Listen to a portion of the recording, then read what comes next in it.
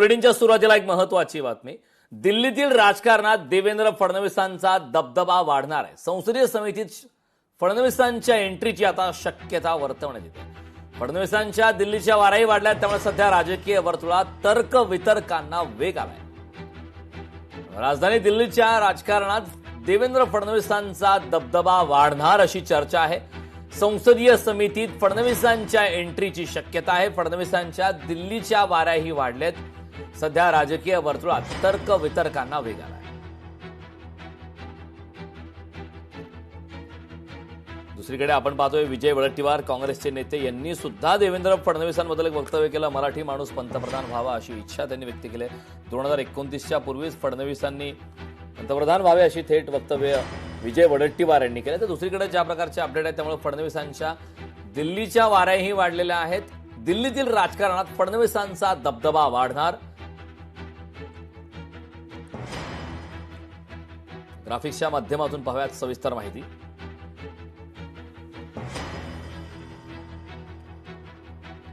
फडणवीसांच्या संसदीय समितीच्या एंट्रीला संघाच्या पाठिंब्याच्या चर्चा।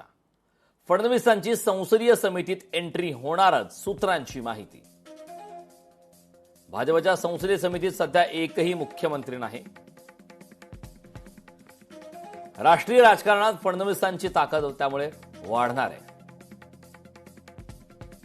याआधी नितीन गडकरी भाजपच्या संसदीय समितीत होते। 17 ऑगस्ट 2022ला गडकरी संसदीय समितीतून बाहेर। सध्या फडणवीस भाजपच्या केंद्रीय निवडणूक समितीचे सदस्य आहेत। भाजपच्या संसदीय समितीत सध्या 12 सदस्य आहेत। समितीत मुख्यमंत्र्यांना सामील करायचे की नाही याबाबत भाजपमध्ये चर्चा।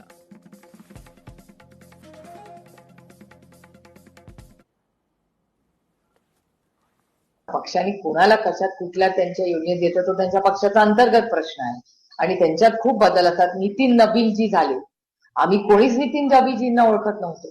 आम्हाला आधी वाटायचं की कॅबिनेट मधल्या कुठले 2-4 मंत्री ज्यांची नावं यायची तुमच्या चॅनलवर, त्यांना तर आम्ही इन ऍडव्हान्स कॉंग्रॅच्युलेशन पण देऊन ठेवलं होतं की आमच्या मनापासून शुभेच्छा, तुम्ही भारतीय जनता पक्षाचे अध्यक्ष होताय।